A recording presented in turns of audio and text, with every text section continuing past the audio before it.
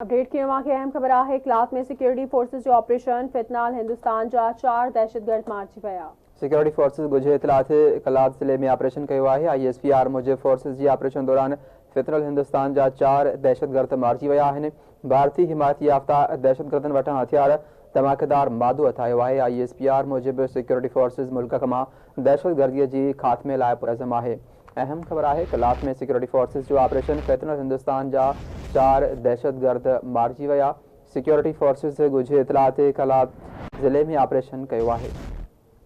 जिले में ऑपरेशन किया है। ISPR जो चवणु आहे त फोर्सेस जे ऑपरेशन दौरान फितनाल हिंदुस्तान जा 4 दहशतगर्द मारिजी विया आहिनि। भारतीय हिमायत याफ्ता दहशतगर्दन वटां हथियार धमाकेदार मादो हथ कयो वियो आहे। सिक्योरिटी फोर्सेस मुल्क मां दहशतगर्दी जे खात्मे लाइ पुरज़म आहे।